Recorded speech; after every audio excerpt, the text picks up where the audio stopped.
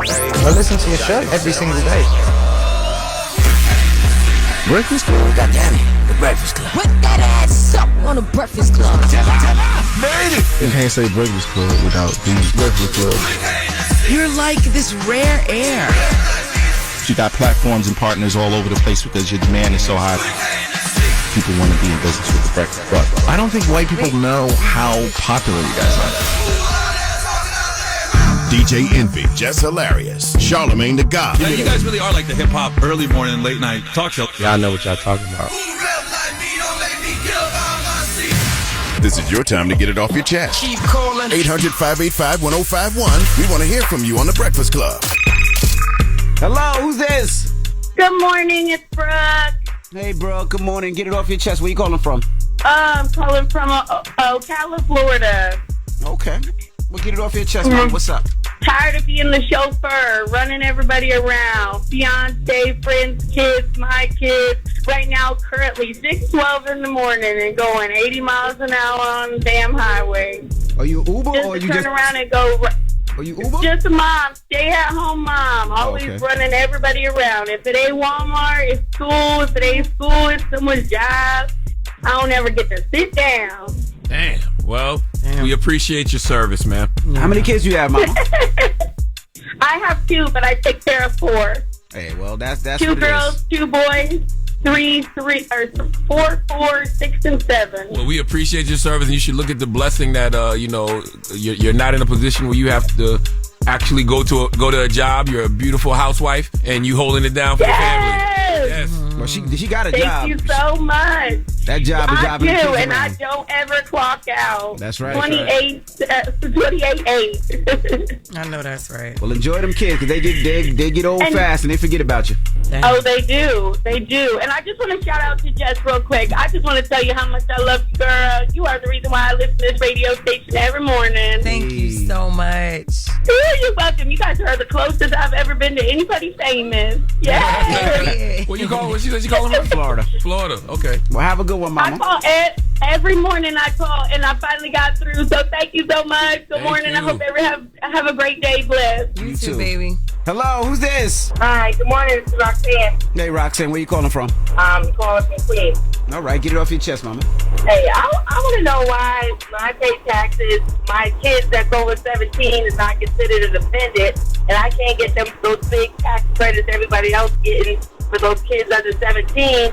When if they're 20, you have to pay child support for them up until they're 25 if they're in college, and for FAFSA, for financial aid, they're still considered a dependent in my house. Hey, well, when you find out, let me know, okay? Pass the plug, all She want to right? write the kids off. Yeah, you can't. Look, ask those people running for office, like, these questions next time they up there. I definitely will. Okay. Well, thank you, Mama. Hey, thank you. That's right. Tax season is here. We do have to figure. Never mind. What?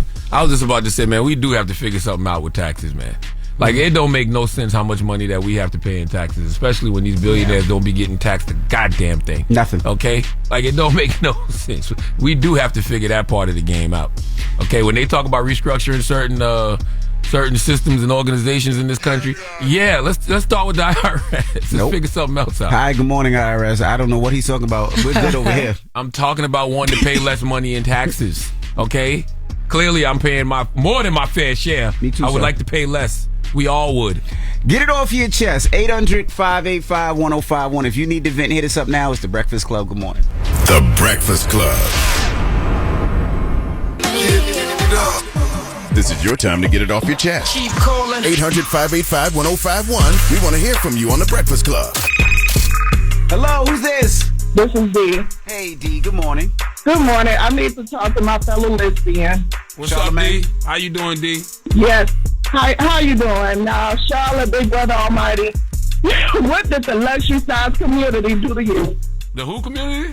The luxury size community, a.k.a. the Big Bag. Oh, luxury size. I like that. See, Oh, I love that too. we was talking about what word should we use to describe people that are heavy set. Instead of big I bag. like So luxury our size. size is a luxury because we choose food instead of drugs and bullying. But what we do to you? Nothing. I didn't listen. Here's the thing. I didn't even know when Jess Hilarious was telling that story. I didn't even know the woman was a part of the big back community. I just said it sounded like big back behavior. She is a luxury style sister. But here's the thing. I know more slim chicks that ain't got played than us. They don't discriminate. Okay. And then on top of that, he was paying her bills. He was paying her bills. Usually it's the other way around. Usually it's the big back paying the bills. He was paying the bills. Listen, is big back really offensive? Though? And I don't like luxury. I love the luxury size. I like luxury We size. should Too. too. But luxury just means expensive, don't it? Don't mean big. Yeah, it's inflation right now. Food is expensive. It's a luxury right now. Yeah, luxury means bigger. Usually. Oh yeah, Exactly. in a sense. Yeah, luxury is big. I like big. I think Come big on, back Uncle is Charlie. You're a mental health advocate. You can't put that narrative out there like we just all desperate. That's not the case. Well, you're right, but I just said in that case it did sound like big back behavior, and I was right. So is it a stereotype if it's true? I didn't know she was big. They just don't like the term big back. But luxury means extravagant living. It means opulence. I like extravagant too. Extravagant size. It's not extravagant. Just means. Oh my God. Oh, that sounds big though. Luxurious, premium? extravagant, premium. Yeah. Premium size. Premium. Oh, that sounds good. Now you gonna call them 93 octane? Like I'm just saying, premium back. premium back. Hello? Extravagant back. I love premium back. Premium back is good. Jesus Christ. Hello, who's this? Carrie. Hey, Carrie. Good Hello, morning. Carrie. I like to say Jess is doing a great job. I don't know what happened, but those comments got her working good, man. She's doing a She was always doing a good job. Yeah, what comments? No, I mean, she's doing good. She's doing good now. Jess Hilarious is her. She been her. She's relaxed. You just can't say Jess is doing a damn thing. You ain't got to go into she's doing her thing now. She's killing it. And she's killing it. I appreciate you, Carrie. Thank you so much. All right. Get it off your chest. 800-585-1051. If you need to vent, phone lines are wide open. It's The Breakfast Club. Good morning. The Breakfast Club.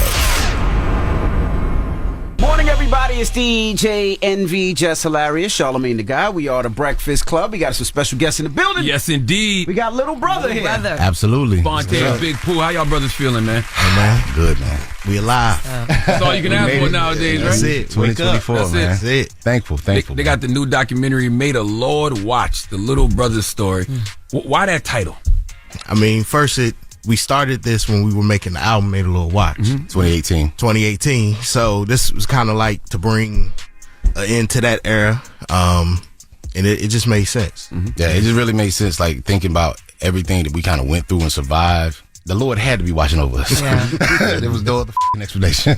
You know what I mean? So, nah, man, that was just kind of felt like a conclusion of that chapter. And, 5 years in the making, man. So it's out now on YouTube. So you got to college and you guys met each other. So talk about that process, how you guys met. I know a lot of this is actually in the Definitely in the documentary. Yeah, but how you guys met and what attracted you guys together, and then you started this rap group that became Underground Legends. Man, it was very organic. I met Pooh. Well, first I met Ninth. We met we met first in 98. I don't know. It was 98. Yeah, we met in 98. Yeah, 98. Yeah. We met through a mutual friend. Ninth was on campus, and we was moving in the dorm. Like, we saw each other just in the dorm, and over Source magazine we started chopping it up.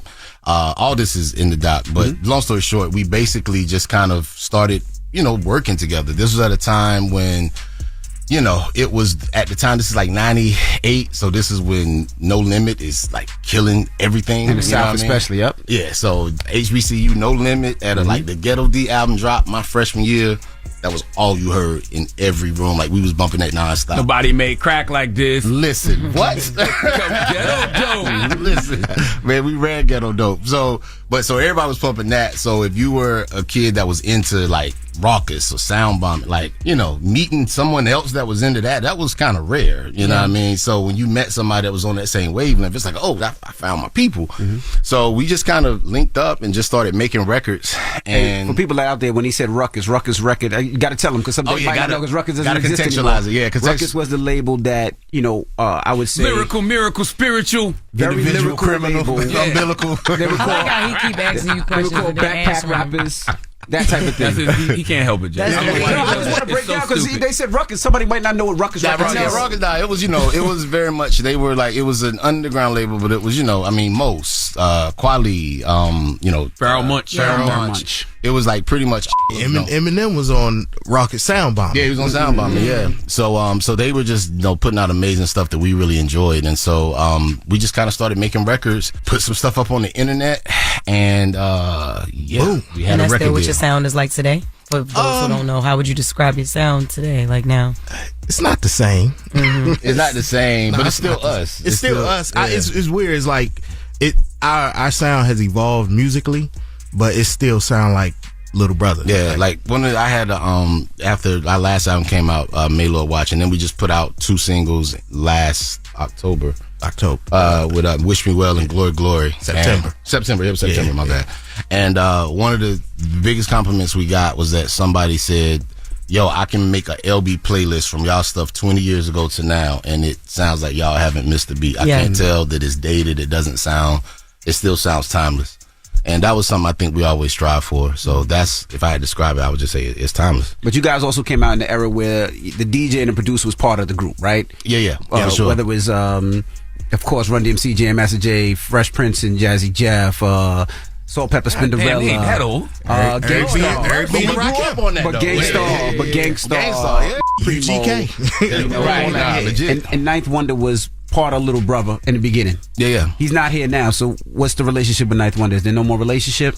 There's no more relationship, but there's no, I mean, we talk about it in the doc, but nah, we're just separate entities, you know what I'm saying? That we came in the game together, but we're Little Brother, he's Ninth Wonder, and we're just separate entity that we coexist peacefully, you know what I mean? And that's just what it is. But why didn't he love. participate in the doc though? Because I mean, this is the Little Brother story. That's a question for him. Yeah, the story is old, but like I would like to have heard his perspective of it now as well. Did y'all reach out to him? We absolutely, we reached out. You know what I'm saying? Made it clear that this wasn't going to be a hit piece. We wasn't coming for nobody next. We're just telling our story in just a beautiful, honest way. And he just chose not to participate, and that's his right to. I feel like y'all set him up nice, especially when you first told the early story about. I forgot what album it was, but it was an album. I think it was Afu Ra. Executive produced by DJ Premier, and he was like, "Yo, that's what I want to be." And one of y'all encouraged him, like, "Yo, you can be that." Absolutely, yeah, man. We were always. I mean, we coming up. I mean, you gotta keep in mind, like, dude, we like 19, 20 years old. You know what I'm saying? Like, I mean, we're just trying to figure out, let alone trying to figure out how to be artists. Trying to figure out how to be men. Yeah, you know what I mean? Like, so, trying to figure out all that stuff at the same time. I mean, man, it's tough. So, but we tried to tell the story just as honestly as we could, and but we can't speak for another person. We can only tell our experience, right. And so he chose not to, and that's his right. You see evolution in it. I mean, you see dark skinned Leonard in there. Absolutely. You see Leonard with a hairline. When I see the interview, I'm like, that sounds like something, but that man got hair. He was showing everybody. He was like, look, I was like, oh my God, he looked like one of the kids from Lean on Me. Oh, wow. Crazy. Wow. Yeah. Mr. Clark. I said, what year was that? 02, 03? Nah, that was Minstrel Show. That was 05. 05. Yeah. It was 05. I remember it was 05. That was the only, we talked about it briefly on QLS, but yeah, that was the only interview that I missed because when we had to do that run. I think your son. Yeah, that was when my son was born. His son was born, so it was just me and Ninth on that run. Every time I see that, I think about it because I wasn't as polished as I am now to doing interviews. And None of us were. I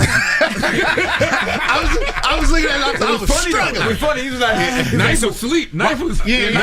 He said, why was he on BET? I don't know. I don't work there. You trying to dance around? I ain't dancing nothing. I said, I ain't work there. I said, raw ass Carolina. Listen, that's what it was. Like, nah, that was funny. That was blast from the past. I think that was 05. Yeah, it was 05. Nah, it was 05. So when Ninth Wonder got the call from Hov to work with him, and Hov started doing production, do you think that production area kind of dismantled the group a lot? Absolutely not. Nah, man. Like we was happy. We was excited for him. You know what I mean? Like we got to go to Baseline and hear it before it came out, sitting there with Hov and all that. But we knew it. That's a big opportunity. It's Jay-Z. You know what I mean? Like, come on. Yeah, and you want stuff for your team. Like you want, if you studying hip hop, most of the big producers, they get their start in groups. So we just saw it as just a natural progression. You know what I mean? So yeah, it was amazing just to know that, one of your homies can make a beat on his laptop and it ends up with Jay-Z rapping over. I mean, that was like, oh my God, like what? All right, we got more with Little Brother when we come back, so don't move. It's The Breakfast Club. Good morning. The Breakfast Club.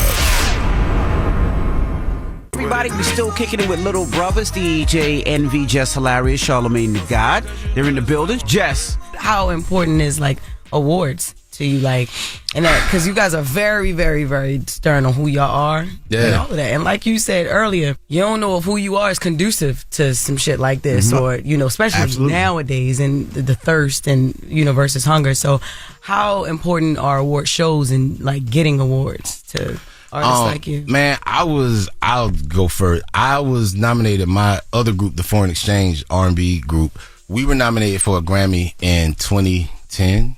And I had the opportunity to go to the Grammys and really see what that experience was. And I think having that experience just showed me, like, yeah, it's kind of a racket, basically. I mean, I'm just keeping it a band. I mean, it was, it was great to be honored, but again, this is just the behind the scenes stuff that people don't get. You know what I mean? When you go to these shows, first and foremost, at least at that time, you still got to buy tickets. You still got to pay for, like, this don't come with a check at all. You can get out there and you can try to make something shake on your own if you want to do, like, I know the Roots, they do their Grammy jam session every year, whatever.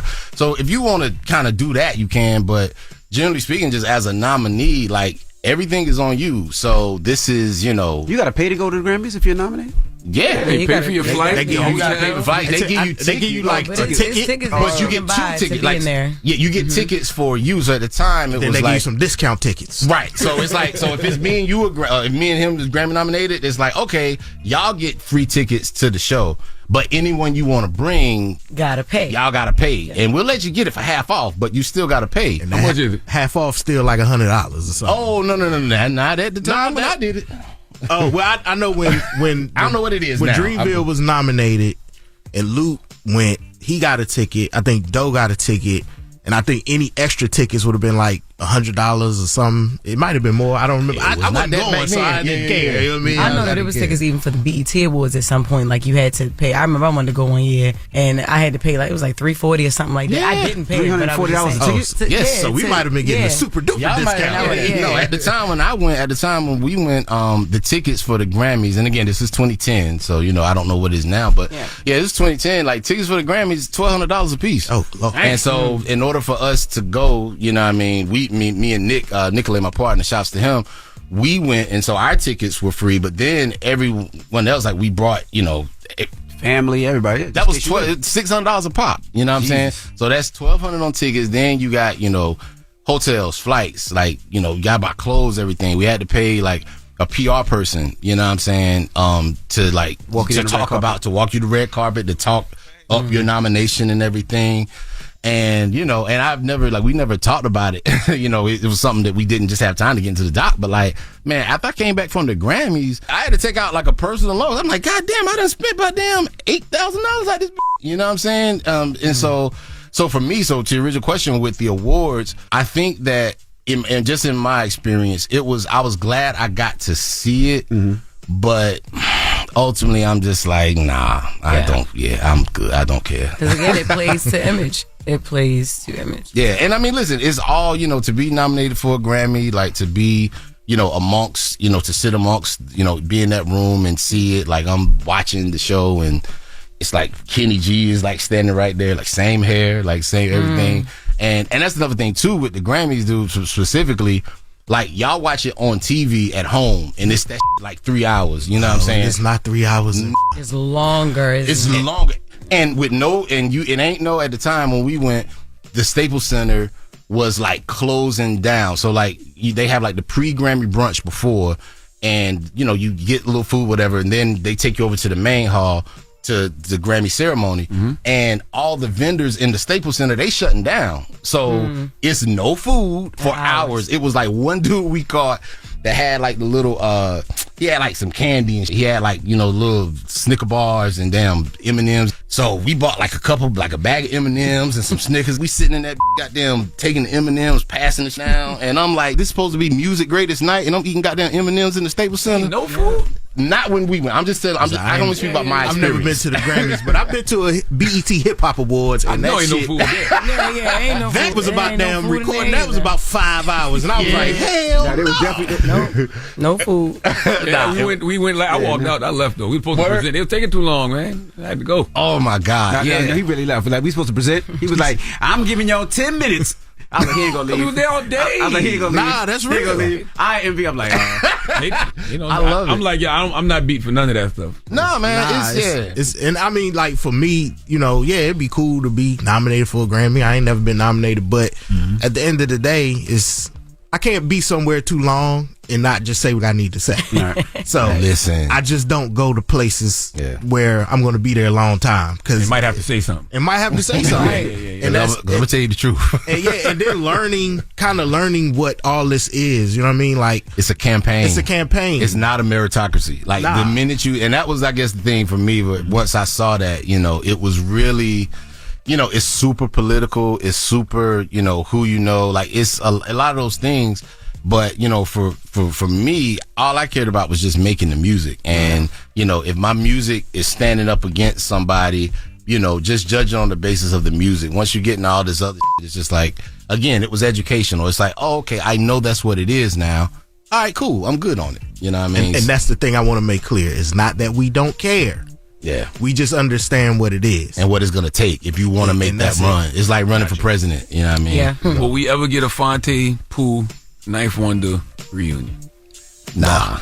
damn, man. He didn't even think about it. It was like maybe there was a possibility maybe a couple years. Just why be acting like they don't know, they don't understand. I guess you don't know what the issue is. From the jump, well, that's why we gotta watch the doc. Yeah, it's in the doc. I mean, we talk about everything, but nah, man. like it don't seem like it's nothing y'all can't reconcile. Didn't seem like they could be like at least a maybe. It's not even think about reconciling anything. It's just alive, you know. That's just not what it's gonna be. It's just, you know, Little Brothers, Fonte and Pooh, and Ninth Wonder is Ninth Wonder, and you know we wish him all the best, and you know whatever all his endeavors, and we gonna keep doing us, and that's just what it is. You know, ask Beyonce what's up with Michelle and Kelly and Farrah and all them. Y'all gonna get back. But they might not. Come on, fam. But Beyonce be like, no. Not with all the names. She said Farrah. But it's not the same though, because Destiny's Child, we got like, it felt like we got closure with that. You know, I don't feel like we got closure with Little Brother. The documentary is closure. He said no, and he said no, Charlamagne. The documentary is all you gonna get. Sometimes we're not afforded the closure we want. Dang. I know, I'm a girl, but it's closure. You get the closure you get. Well, definitely check out the documentary. Well, it's Little Brother. Thank y'all for having us, man. This was a lot of fun. Just congratulations. Thank you. I love the Baltimore. I was hearing to tears. I was like, yes. It's so beautiful. So now, congratulations. It's the Breakfast Club. Good morning. You're checking out the Breakfast Club. Good morning, everybody. It's DJ NV Jess Hilarious, Charlamagne the Guy. We are the Breakfast Club. Now, if you just joined us, we're talking about Charlamagne giving out in Atlanta, of all places, this weekend. Yes. So what happened in Atlanta this weekend? One of my friends called me and told me that he was creeping at a cheer convention, and I was like, that's because his family is there. He has, a 15-year-old and a wife. And he was like, a wife? Oh, he was low-key giving, because I spoke to him, and he was very much, trying low-key give, like flirt with him. That's what he was insinuating. And he was like, when I told him that he had a wife, he was so disappointed. He was like, see, that these married men be giving mixed signals. So what mixed signals? Just because you nice to a human? Well, it seems like you do this because we have a young lady on the phone, or maybe a man. I don't want to. Let me see. And he or she says she met Charlamagne before, and it was similar. Hello. Hello. Good morning. Hi, good morning. Hey, Please good tell morning. us. What's your name, Mama? Hi, I'm Sharon. Oh, Sharon. Yes. So I want to just briefly talk about an interaction that I had with Charlamagne. And Charlamagne, this is going to be a compliment to you. Okay. So I took my kids.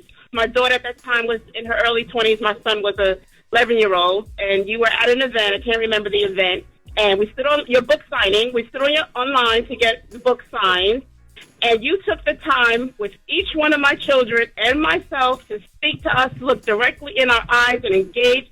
So I can see how people can interpret that as flirting, but it really, to me, came across as being very sincere. And my kids remember that to this day. They remember meeting you. So Well, that's beautiful. You thought I was flirting with your kids. Oh my God! That's essentially what you just said. That's what she Well, said. my daughter is cute, and she was in her 20s, so. But you were very sincere. Thank you very much. Thank you. Okay. Also, So hold on, you just gazed talk, into so his... just talking to people and saying hi and treating people like humans. No, is so flirting? you gazed into his eyes and was like, "Okay, how you doing?" That's I what try happened. to connect with people. If you take the time to come to my book signing, purchase a book, and stand online, why wouldn't I have a moment with you? Oh no, I'm talking about the moment in Atlanta. I don't even remember this dude you talking about. I bet you don't. Hello, who's this? Yo, what's up? This is B. What's up, What's B? up, B? You got an incident with What's Charlamagne up? flirting with you too? Nah. I ain't. Oh. I'm just saying, like, I get what he's saying though. It's almost like you got to go out of your way.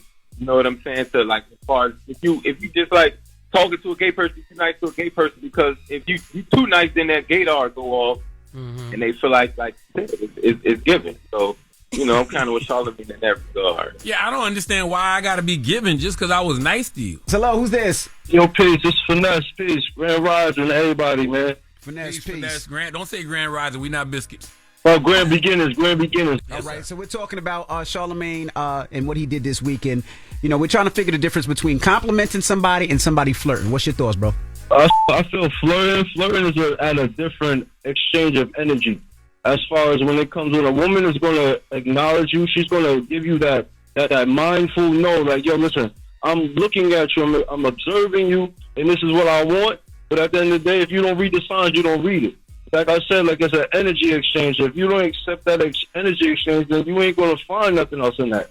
A compliment is just, you know what I mean? It's just like, yo, you looking good. That's it. Nothing more, nothing less. I don't need your number. I don't need your Instagram. I don't need nothing. You just made me feel good about myself today. Thank you, Kum. I mean, I don't have a problem saying, yo, brother, those some nice sneakers, or yo, how you doing? You got a beautiful smile, or I mean, like that's it. Just keep it moving. I don't got to get to know you after that. I know that's right. No,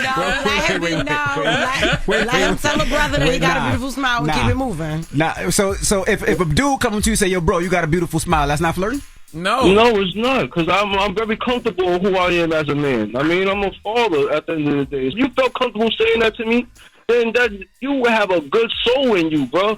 I mean, and I look at you as having a good soul at the end of the day, because a lot of people can't get up and say, well, that's gay. Well, that's and if you're comfortable with what you do, then you don't got to worry about being gay or not, bro. That's right. And I mean, and you can tell a man he look good, like, brother, you look good, because you know, Yeah. like, you see somebody and if they looking You know what I healthy, mean? skin looking right, teeth. I would love for an older guy, for my son to look dapper. Yeah, you look kind of dapper, young man. That's the same compliment. Don't look at it no different way. You're just saying it in a different mindset. Okay, so let me ask you a question, Jess. All right, yeah, I was ready to ask you a question. You with your boyfriend, right? Uh-huh. Y'all out and about, and the dude come up to him and be like, hey, you. You look like Whitney beautiful Griner. smile. That's not gonna be like, yo, what? That's not like a, yo. Like, hey, you got a beautiful smile. Yeah. The hey, the pause, then the you. Like, no, first of all, it's how you doing, bro. Don't ever hey you, my man, and then be like, Yeah, that's gay. You got a beautiful smile. Don't hey you. Yeah, if you lead with hey you, that's gay. Okay. Hey you. Okay, hey, You got a beautiful smile. That's gay. Yeah, because like, but when do you say you have a beautiful smile? That's not All flirting. right, so look, let me ask you a question. Okay. So say you at the barbershop, right? I'm at and the your- barbershop. And you sitting in the chair and your barber just finished lining up your face and everything. Painting it right, on. Finna paint it on. yup. Yo, shut up, guys. I'm listening again. And then you know you look in the mirror. He give you the mirror for the finished product, and he like, yo, you got a beautiful smile, Envy. What you gonna do? He licked his lips like that? No, he just looking at you eye to eye. Yo, you got a beautiful smile, Envy. I'm Right gonna at- feel funny, right? Because I'm gonna tell you Why? why. Because his crotch is usually near your arm when he's cutting your Yup, hair. and they in your face. And they in your face. You're overly gay in this. Like, there's no reason to make this gay. Like, there was Oh no, my like, God. who's thinking like that? Like, that's a gay brain. That's You a like gay his brain. crotch? I'm serious. It's a gay You like brain. his crotch? His crotch? Who's thinking like that? Yo, Red, if a man come up to you and be like, yo, you got a beautiful smile, how you feeling? I'm gonna think it's a little gay. See? Yeah, and that's Red. Red don't be doing all that. So you know. I compliment men on their teeth. Like, if guys come up here and we doing interviews, right? I like when to see brothers that have either went to get the veneers, yeah. or you can It's tell they veneers, taking not care of their veneers. teeth. Not veneers. It's veneers, not Either way, veneers. I like to see that people up. taking care of their mouth. Yeah. But I'm not like, oh, you got a pretty mouth. I'm like, yo, now you got nice teeth. Like, oh, you got. Yeah. What's wrong with that? Yeah, you just told five of your friend that he has a nice mouth. Yeah, you did. That's it. He had well, nice you teeth. don't care. You got nice teeth. You did tell Kingsley you like his head. Who? Yeah, Kingsley. The one that played Bob Marley. The one who turned into Bob Marley right yeah, before you say he got a eyes. nice big head. Yeah. You did say He was that. like, yo, you got a nice big head. You did say that fits That you. never happened. Yes, you did. All right, but what's the moral of the story? The moral of the story is your man was lying. Okay. Oh my God! Ain't nobody no. was flirting with him. He has never lied to I me. said hello. I don't even remember being nice to him. Maybe he took it the wrong way. He took it the wrong way, but you definitely, it's something about you when you be walking up and you probably had on your boots. Nah, he was probably. But he be assaulting his mouth though. He be assaulting his own mouth though. Yeah, I don't know, because Charlamagne got a little swag. Y'all gotta see him outside this chair. And he be walking up all swaggy, and the guy turned around. He was like, oh my God, you Charlamagne? He's like, yeah, I am. What's up? How you doing? You know what I mean? I ain't say all of that. I don't even remember meeting this human. Okay. Oh, God. Yeah, sure. Now you But don't from remember now meeting him. on, security. Mush him. Keep him away from me. Okay. All right. It's the Breakfast Club. Good morning. The Breakfast Club. Morning, everybody. It's DJ MV Jess Hilarious, Charlamagne the Guy. We are the Breakfast Club. We got a special guest in the building. Tab time. Who's celebrating her birthday next week. I am this weekend. This weekend. Wow. Yes. Ladies and gentlemen, Tabitha Brown, welcome. How Thank are you? I'm amazing. If I was any better, I'd be two people. Hey. I love that hoodie. Thank Freedom you. over code switching. What's that mean? Well, I spent a very long time code switching and conforming, and that's not freedom. And so I no longer live that way. And so I always tell people, honey, we got to choose freedom over code switch. We're enough just as we are, even if we from the country, even if we from the South. It's just a thing. So I promote that all the time. There you go. I feel like I know you because I told you like when I saw you over the summer. I'm like, well, my kids watched Tabitha Yes. Brown all the time Yes. on YouTube, and then my wife has the cookbooks, the vegan cookbooks around the house. Like she was giving them out as gifts to people. I love it's it. like, Thank you, dang. girl. Yeah. And we got to congratulate her on her Emmy as well. Yes. She just won an Emmy Thank back you. in December. Congratulations. Thank you. How did that feel? It still feels surreal, but I feel grateful to have won for just like being myself, right? But something so powerful that is for children. But I it still feels like it didn't happen. It feels like a dream almost. But the crazy thing is, there's another side of that it feels completely normal. It's a weird feeling. It's yours. Yeah, it feels like, oh, this is what God intended for my life. Absolutely. But the other side of it is like, did that really happen? So, but yeah. How did the internet change your life? Shoot, honey, in every way. I still am an actress, but for a long time, I was pursuing acting, and nobody really knew me from, acting. And I started doing content, doing, videos, not because I wanted to, but I had a dream and God spoke to me and told me to start doing videos. And I was like, no, I don't want to do that, But I was also trying to live a life of obedience. I started, and nobody was watching. And I was like, well, God, you told me to do this, and ain't nobody showing up on these videos to watch. Why do you have me doing this? And I started in August of 2017 doing videos. And by December 30th, one of my videos went viral. Which one? It was a TTLA. I was eating a sandwich in my car because I was driving Uber. And because I was on disability for over a year because I was so sick. And when I started feeling better after going vegan, I started driving Uber. And I was like, you know what? I had a job before. I didn't want to get stuck back in a 9 to 5. So I told my husband, I was like, you know what? I'm going to go drive Uber. We live in LA. I'm going to probably get discovered in my car. In my mind, I'm thinking, I'm going to, pick up a producer or director or something. I stopped by Whole Foods because I dropped somebody off and was like, I'm going to go ahead and get me a little breakfast. And because I'm still a new vegan at that time. And I got a sandwich and did a review on it because I was my videos when I first started, I was just telling people I'm going vegan. When I find new vegan options, I'm just gonna share it. By the time I got home, the video had like 50-some thousand views, and I was like, wait a minute, who watching this video? So you was Keith Lee before Keith Lee? Listen, that's my nephew. But the next morning had like over 100,000 views, and I was like, I told my husband, I said, I think I'm going viral. He was like, what that mean? I was like, I don't know. And 4 days later, Whole Foods reached out and was like, we saw your video because I got this, sandwich from there, and they wanted to partner with me. I became their brand ambassador and went on to do so many campaigns, and it's been on ever since then. Now, why'd you switch to vegan for people that don't know? So I got sick. So January of 2016, I woke up one morning and I had this headache in the back of my head. And I had a car accident in high school, so I'm used to like waking up sometime and the back of my neck is tight and sometimes it goes into my head. So I thought it was one of those episodes. But this headache rested in the back of my head for 1 year and 7 months. Wow. And it started to, affect my body. And so I started to fall when I would walk. As a woman, everything was all out of whack. I just did not feel well. So every time I went to the doctor, they were doing so many tests. They was doing MRIs trying to figure out what is wrong. So they told me, they was like, we know it's something autoimmune that's attacking your body. We just can't figure it out. I lost my vision for a day. Wow. It was a really bad time for me. And I took every drug the doctor offered me. I was like a guinea pig because you are desperate to feel better. And if anything, it probably made me worse. Nothing was working. And so my daughter came home from school one day and she was like, Mommy, we saw this documentary at school today. I think you should watch it. And I don't know if you know teenagers, honey, but it ain't every day they come home and tell you to watch a documentary. Right. And so it was What the Health on Netflix. And so I was like, you know what? Let's watch it together as a family. So I watched it.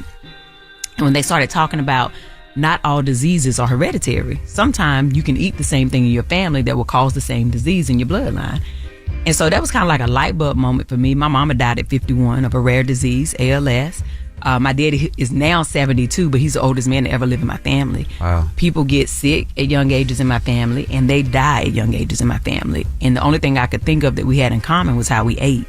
Now, I wasn't a bad eater because I was in LA, but I wasn't eating to feel well. I was eating to look a certain way, which is also a sickness. And so, what you mean eating to look a certain way? So I'm not the Hollywood image. Exactly. I wasn't eating to like, oh, let me put this in my body so I can be well. I was like, oh, let me put this in my body so I don't gain weight. Gotcha. You understand? So, but I still wasn't, a terrible eater. I haven't eaten red meat or pork since I was 15. And I was like, okay, and I'm allergic to dairy like most people. But I also was like, it's the only thing I haven't tried. So I told my husband, let's do like a 30-day vegan challenge. Your husband did it too? So for 30 days. And so on like day 10, the headache I had every day for a year and 7 months disappeared. Wow. And I was like, wait a minute, I'm on to something. And after that, every day I started getting energy again because I had chronic fatigue and I had chronic panic attacks. Because when you're sick and you know something is wrong, but the doctor said, well, we can't figure it out, it makes you have anxiety and depression. And so I started getting energy again because I would sleep all day, all night. Like I would just be exhausted all the time. And so energy started coming back. My head, was feeling better. I was starting to feel like myself again. And so that day, when day 30 came, I told my husband, I was like, this is going to be my life. I'm going to go vegan. He was like, well, tomorrow I'm going to need a piece of chicken, Tab. Like, this is going to be... Yeah, right. And so, but I always tell people that part because sometimes the journey that may change your life or save your life, you got to be willing to go on it alone. And so I was like, all right. And so I ain't never looked back. That's why. All right, we got more with Tabitha Brown. When we come back, don't move. It's the Breakfast Club. Good morning. Morning, everybody. It's DJ MV, Jess Hilarious, Charlamagne the Guy. We are the Breakfast Club. We're still kicking it with Tabitha Brown. Charlamagne? I got so many questions. Number one, you said something earlier about God spoke to you. What does God sound like?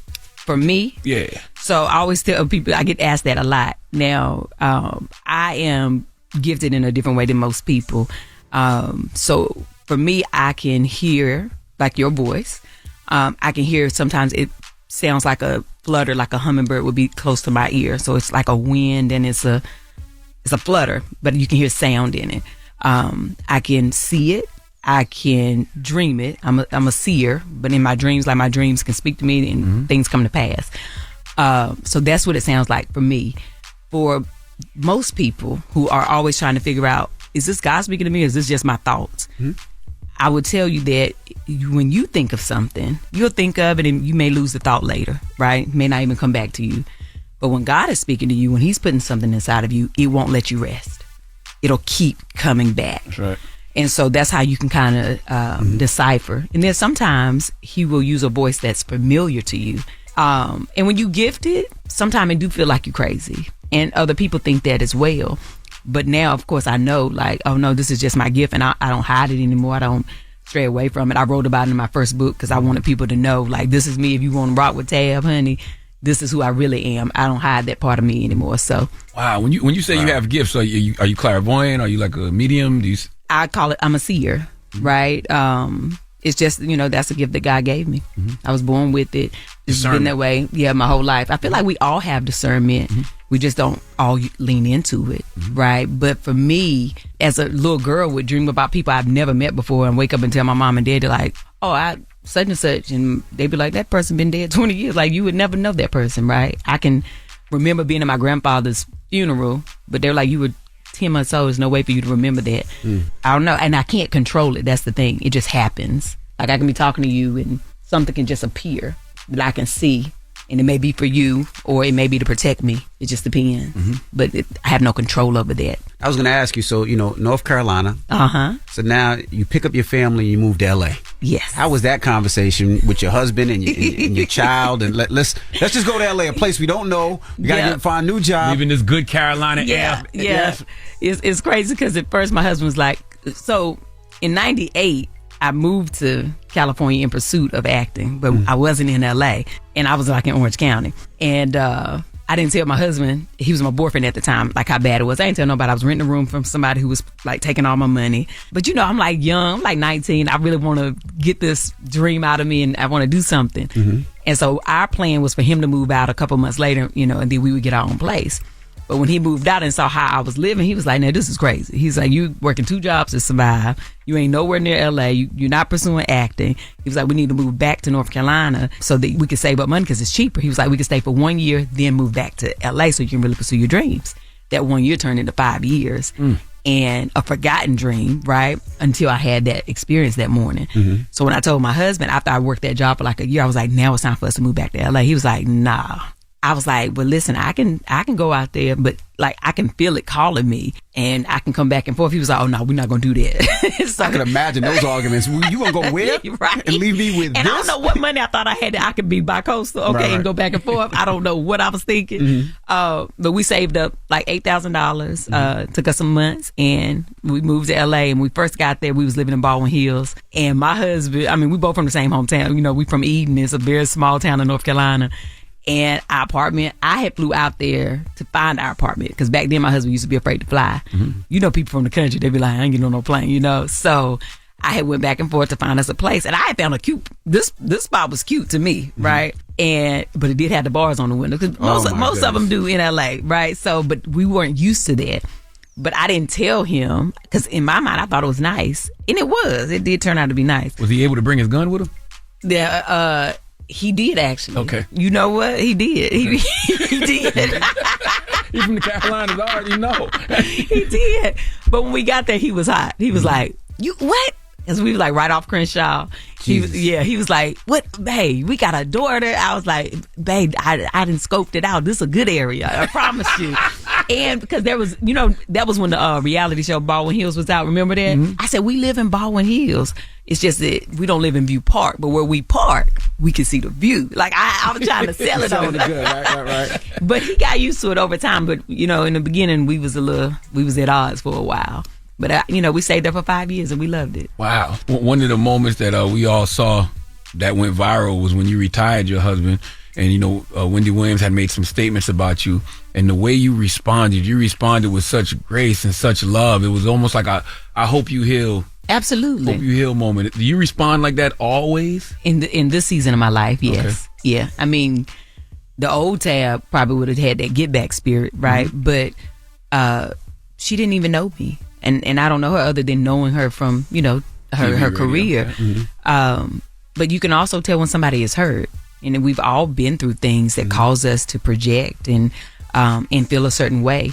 But I'm not going to exhaust energy and give anybody control over me to anger me, right? So, but also I just love people, despite what anybody have to say about me.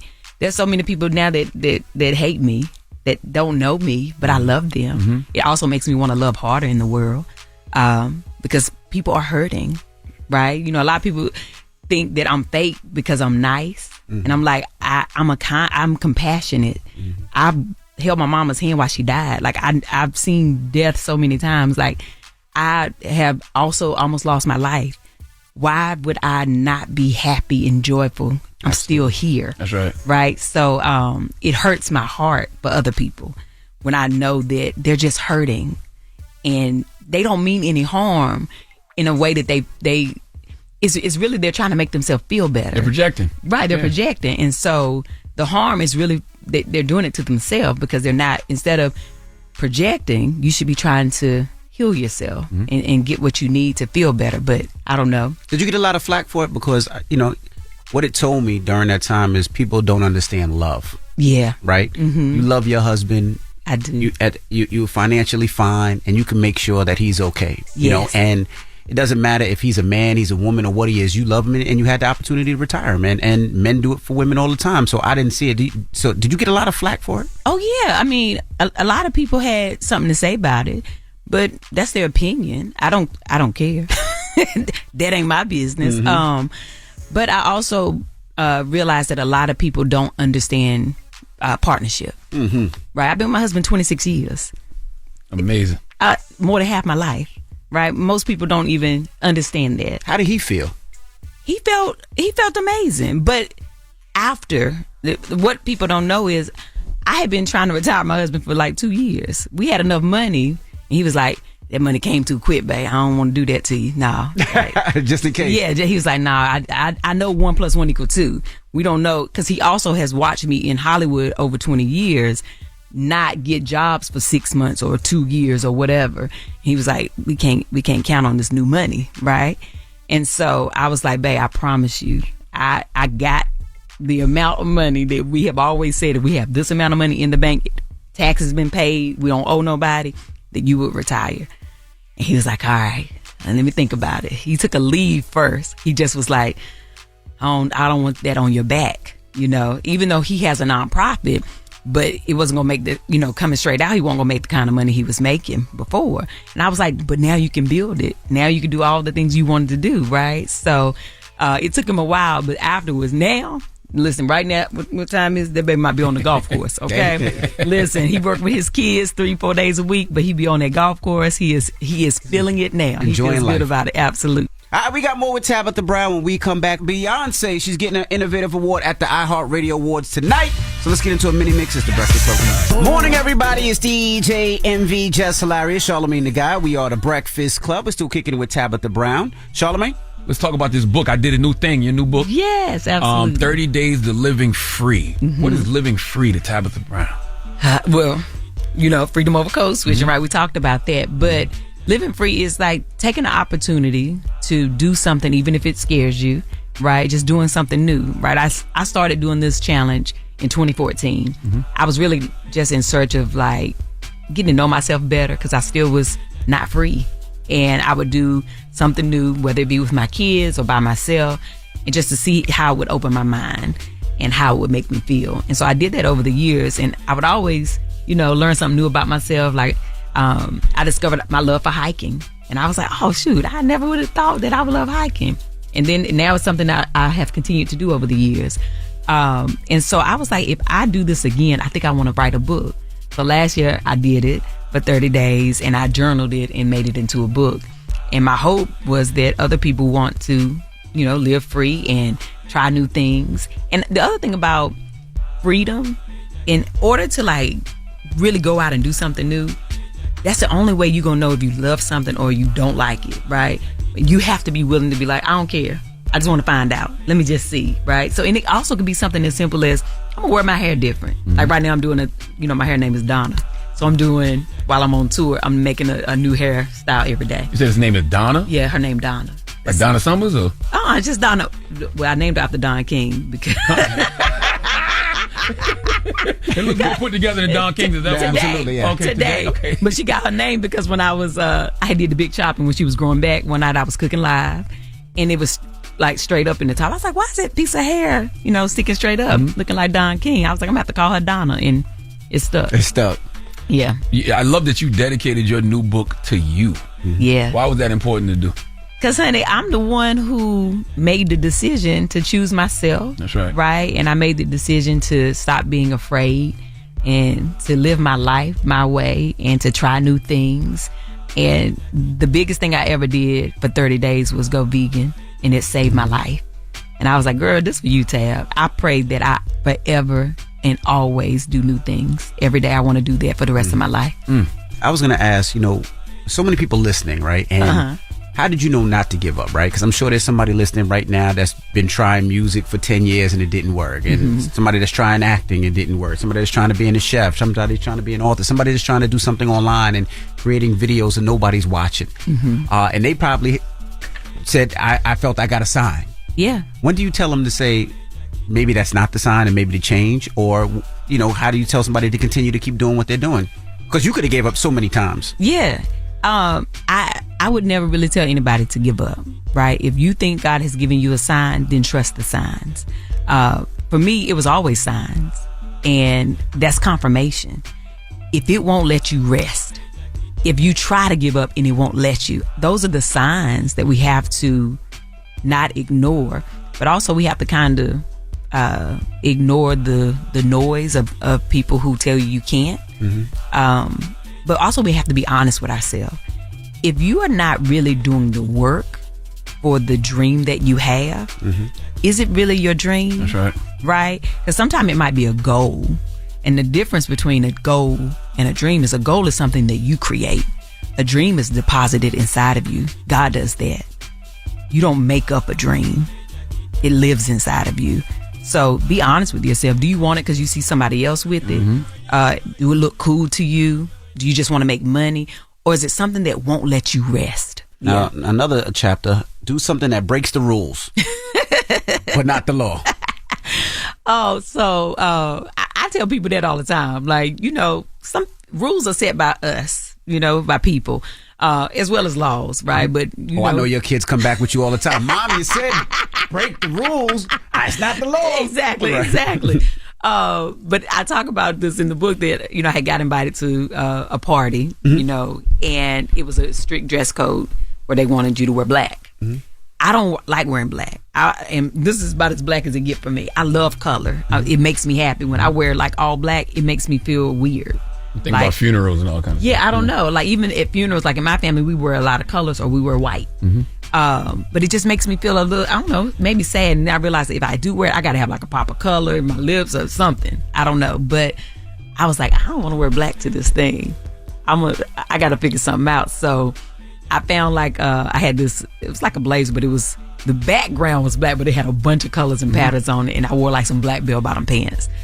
Got there, and a lot of other people hadn't wore black. And so I was like, this is why we can break the rules sometime. You know, I could have said, okay, I'm gonna wear all black and been uncomfortable all night, and then got there and been mad like, look, other people they ain't wearing what they said we're supposed to wear, right? So that's what I mean by that. Sometimes we can break the rules, just don't break the law. So you ain't never gonna follow no dress code? If it's an all-white party and nothing? I will, yeah. She said she's gonna wear white, but she's all black. She'll wear some black.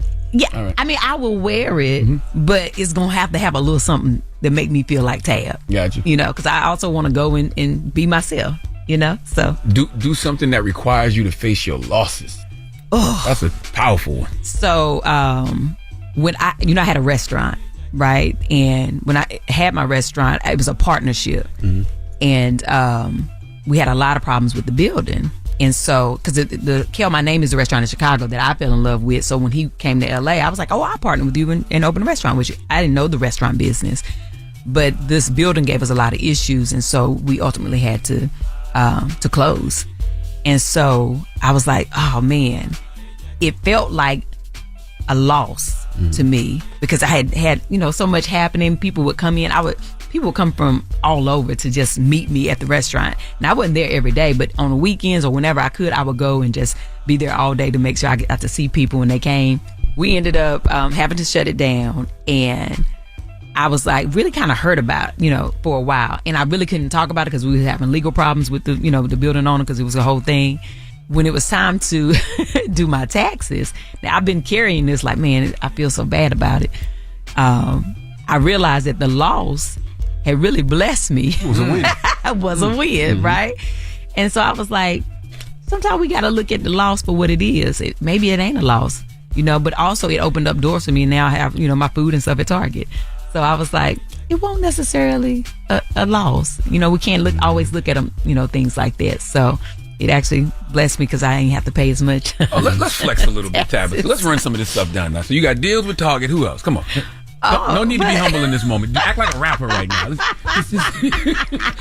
You know you got the Tab Time booming on YouTube. I do. You got deals with Target. You got book deals. What else? I have my own seasoning. Okay, yes. With McCormick Spice. I have 6 of those. Fridays with Tab and Chance. I do have Fridays with Tab and Chance. I do Very Good Mondays where I bless small businesses every Monday. Of course, I have my own merch. That feel weird to just name everything, but... When B-box, you can start free. You want to rap you? I don't even, you know, I still do my acting thing. You know, I've launched a production company in a partnership with Stephen Love with Made with Love Media. Yeah, I don't know. Tabitha Brown, I can sit there and talk to you forever. New book. I did a new thing. We appreciate you for joining us. Thank you so much. Don't be a stranger. You. Absolutely. Should I end it how I end my video? Absolutely. Okay, well, listen, first of all, thank y'all for having me. I appreciate y'all. Thank y'all. Y'all go on about y'all business, all right? Have the most amazing day. But even if you can't have a good one, don't you dare go messing up nobody else's here. God bless y'all. Love y'all. It's the Breakfast Club. Good morning. Damn, the hee-haw again. It's time for Donkey of the Day. I ain't trying to be donkey today no more. They should be embarrassed by what they already did. I'm not making these people do these things. Called Donkey of the Day, and it really caught me off guard. Damn, Charlamagne, who got the donkey of the day today?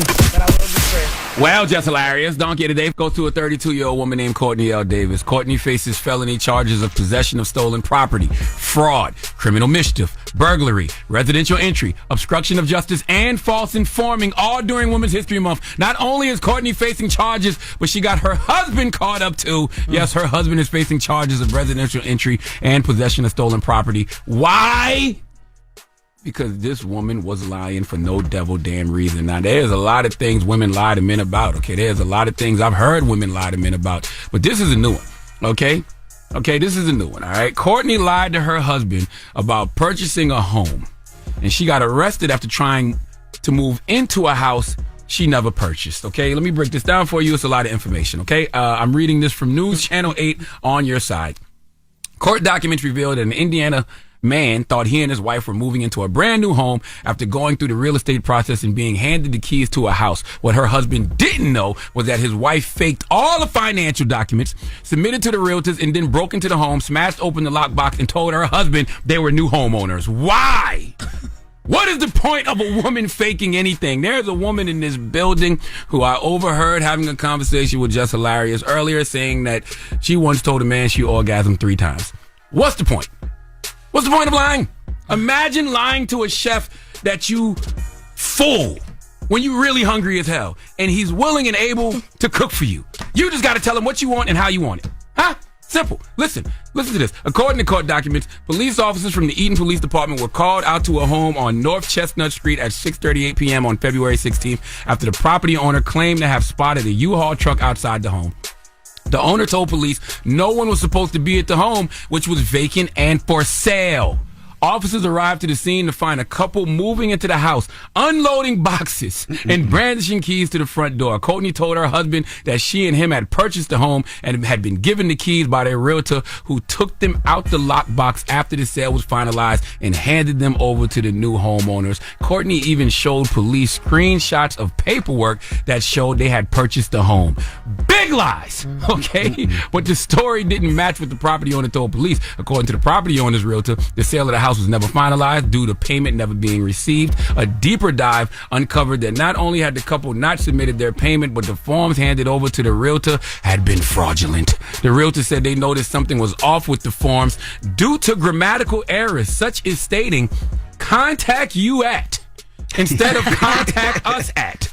The police reached out to the couple's realtor, who allegedly handed the pair of keys from the house's lockbox to the couple, only to learn that too was a lie. The realtor said the sale hadn't been completed and told police she did not hand over the keys from the lockbox. Police ended up discovering that the lockbox had been smashed open and the pieces hidden inside a drawer in the house. When the couple was confronted about their crimes, Courtney told police that her husband had been left in the dark about the fraud. He hadn't been aware of the fraudulent statements or the truth behind the lockbox. Then Courtney did what most women do when they get caught red-handed. She just started spilling her guts, and she confessed that she broke into the home prior to the couple moving in. She said she climbed through windows, unlocked all the doors, and smashed open the lockbox before her husband arrived to move their stuff in. Also, for good measure, the tow truck driven by her husband was reported stolen. Courtney said she let her husband drive this truck because she couldn't drive stick. Come to find out, the truck hadn't been purchased. Okay, it had been. Well, it had been purchased, but with a bad check. Her husband didn't know about that either. He had no idea the truck was purchased with a bad check. How long did Courtney Davis think these lies were going to last? She was willing to move all her stuff into a house she knows she didn't own as if it would be on the market forever. This has to be a violation of marriage vows. There is no way on God's green earth or any of her other planets that I'm supposed to stay with a woman who lies like this. A lie can destroy a relationship in a second, but it can take a lifetime to rebuild the trust. And I only got one of those, so I'm not wasting it on you. I hope Courtney's husband feels the same. Please give Courtney L. Davis the biggest hee-haw. Now, Jess Hilarious. What? Regardless of what social media says, you are a woman, a beautiful woman. Absolutely. Why he playing with you? What's the top 3 lies you ever told? To a man.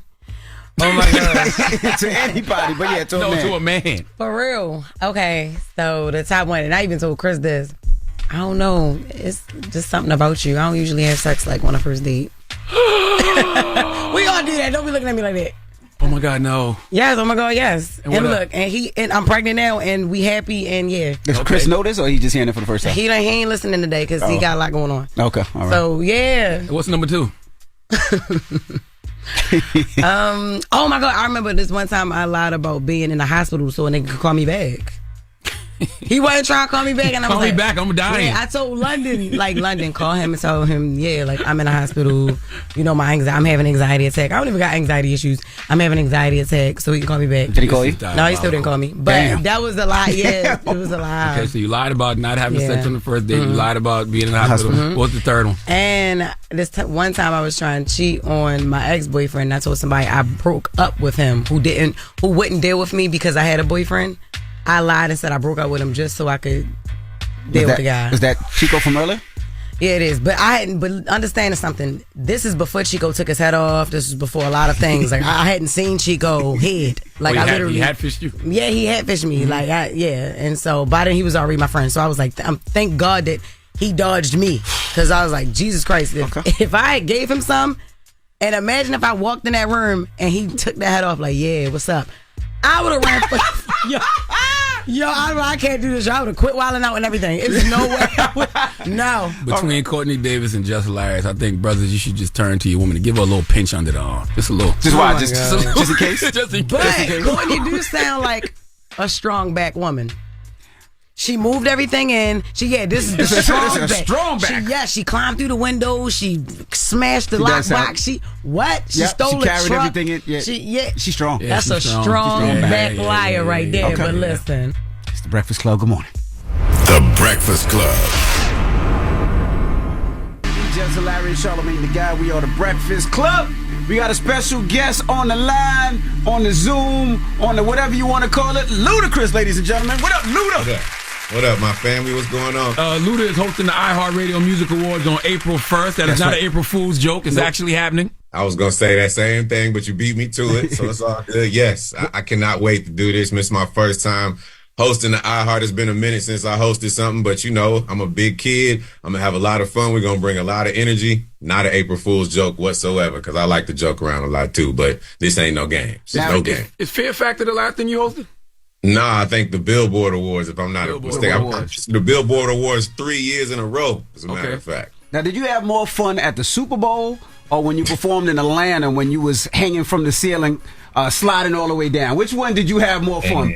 Envy, that's a hard question. But you know, when I was sliding down when I was rappelling down in the Georgia Dome, it wasn't over 100 million people around the world watching me. That was just kind of certain amount. I would have to say the Super Bowl, man, because that was just one of those moments in time where I was nervous for my friend. This boy was on roller skates and all type of stuff, and we know that he practices these things, but it was a little different, man. And I just felt the energy from around the world on that day a little bit more than I felt on that rappelling down from the Georgia Dome. Do you ever get nervous? And I know you perform every weekend and you've done these shows, like that one time, the biggest stage, and you forget a word or you stutter, or did that ever cross your mind at all?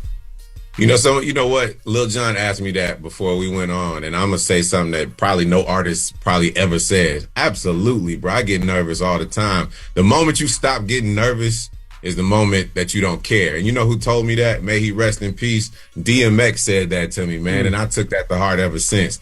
I'm always nervous right before I hit stage because I care so much, but as soon as I hit that stage, as soon as my voice comes on that mic, all the nervousness goes out the way, but always, always nervous. Gotcha. You know, Ludo, we're on Zoom, but I can see who's on the Zoom, and I see the good brother Shaka Zulu on the Zoom, man. And it's incredible to see men, especially black men, have such a long, healthy relationship like y'all have. What does it mean to still have Shaka in your life after, especially after what he just went through?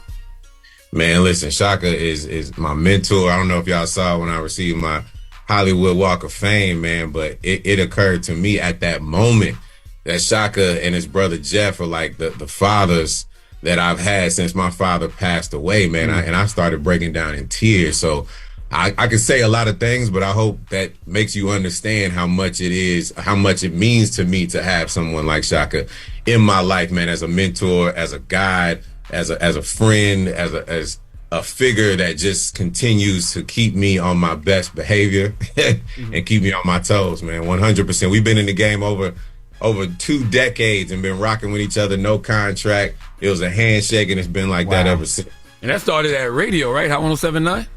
Yes, 100%. Wow. And it was at 97.5 at the time. So, man, it's a radio family thing, man. And like we said, this was in Atlanta. We just sold this to BET, by the way, this whole story. I'm doing this for all the radio people. Have they got the official green light? I know you got the BET Plus series. They got the official green light? We got the official green light, man. I'm going to do everybody proud. Have you picked who playing you, who playing Shaka, who playing Jeff, who playing a young Lala maybe? I don't know. Not yet, but we ain't got to that stage yet. But we taking all suggestions. We know you out there producing stuff too. So man, give us your list. We gotta figure this out. We gotta match the right people. You know what I mean? It's got to be as real as possible. That's right. Look, it's funny. I got my new book coming out, and I wrote about you in the book because I was a young intern at the time. But I remember when you was at Z93 Jams in Charleston, and even though What's Your Fantasy was popping, you came in and ran your own board. And Yes, and I'll never forget that. Like, you was doing the interview, but you were like, nah, let me run the board. And I'll never I'll never forget that. Bro, that's crazy. I'll never forget that. And by the way, I don't just say this, man, because I follow y'all on social media, but your first book, is an amazing just piece of art and a piece of work. Dope. And I'm proud of you, because I know this is like your 3rd or 4th one. So man, congratulations on that. I can't wait to read it. Now, especially now knowing that I'm in the damn thing. Appreciate that, bro. All right, we got more with Ludacris when we come back. Of course, he's hosted the iHeartRadio Awards. Let's get to a mini mix. It's the Breakfast Club. Good morning. Morning, everybody. It's DJ NV, Jess Hilarious, Charlamagne the Guy. We are the Breakfast Club. We're still kicking it with Ludacris. Now, I got to ask, you're a lyricist, and you will bite back anybody that mentions your name. We've seen it with Cat Williams. But now that you're seeing the shots going back and forth with these lyricists, do you enjoy it? Because you feel like hip hop got a little everybody's too cool with each other. Listen, I don't care where hip hop is at. I enjoy any time people are coming at each other's necks, like in the right way.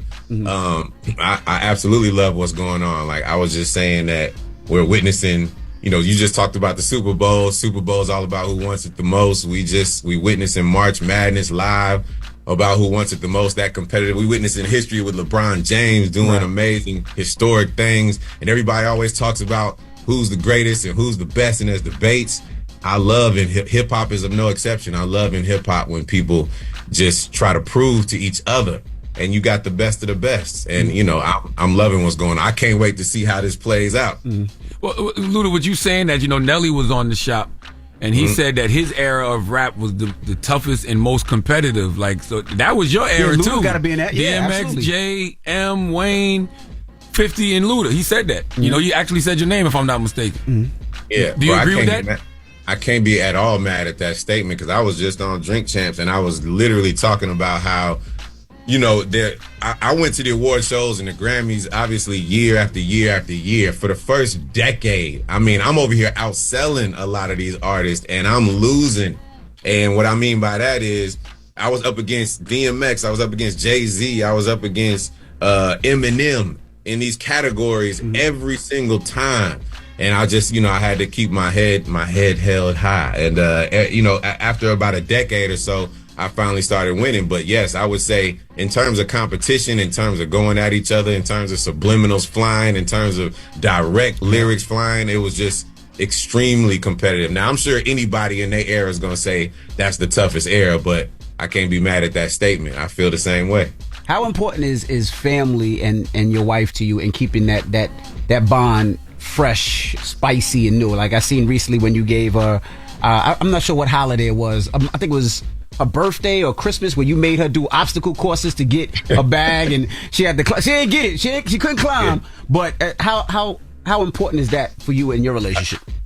It's extremely important to keep stuff fresh, man. You can't do the same things over and over again. You got to keep. That's just one thing that's in my nature, though, man. I love constantly, I love constantly trying new things, especially when it comes to exciting my wife. Right. You know what I mean? So I think it was Valentine's Day again that you're talking about. I made her do a little obstacle course. I hate doing the same thing over and over again. He made her do obstacles I don't think nobody could do. He made her climb rock walls after climbing rock walls. Like, you made her do a lot. I'm sitting there like, damn. Well, he hosted Fear Factor, so that's on brand. Oh, that's on brand. I'm an innovator, man. I got to innovate in all walks of my life. One question I got to ask you before you go, was Cat Williams ever really offered you a role in Fast and Furious? No, he never. I don't. Not that I know of. You said, was he offered a role? Yeah, because he said, didn't he? If I'm not mistaken, I could be misquoting this. I thought he said on Club Shay Shay they offered him the role, but he didn't take it because he wasn't willing to do the compromising things that they needed. Allegedly. Yeah. And to answer your question, I wouldn't be the right person to ask that question. I have no idea if he was offered a role in the Fast or not. I do know that I saw him at Rick Ross's crib some years back, and everything was perfectly fine. But he's a comedian, he tells jokes, so it is what it is. So you didn't take offense to nothing, even when he was saying things like, it's about 7 people with ugly light-skinned wives. If you do this and you do that, you get an ugly light-skinned wife in movie roles. Charlamagne, it was so laughable what he said that I was just like, I couldn't believe what he was saying. Mm-hmm. You know what I mean? I took it as laughable because he's a comedian, and that's why I kind of responded with some laughable stuff. Absolutely. Could you beat him in a foot race? You know what? That's a good question. That's a great question. I don't know. We'd have to see. Because he is fast out there, for sure. Well, tonight, April 1st, Ludacris hosts the iHeartRadio Music Awards. And we got to get you up here in person. I know you running around doing your thing, but next time you're in New York, you got to stop through. Yeah, it's going to be on Fox tonight. Absolutely. I'll see y'all at the award show, man. All love. Appreciate y'all. Yes, all right, it's Ludacris. It's The Breakfast Club. Good morning. Appreciate you, brother. Appreciate y'all. The Breakfast Club. Morning, everybody. It's DJ NV, Jess Hilarious, Charlamagne the Guy. We are The Breakfast Club. It's time for a positive note. What we got? I do, man. I have a positive note, and it's really simple. Normalize talking highly about yourself. All right, no small talk to self, okay? Normalize talking highly about yourself. You deserve it. Breakfast Club, bitches! Y'all finished or y'all done?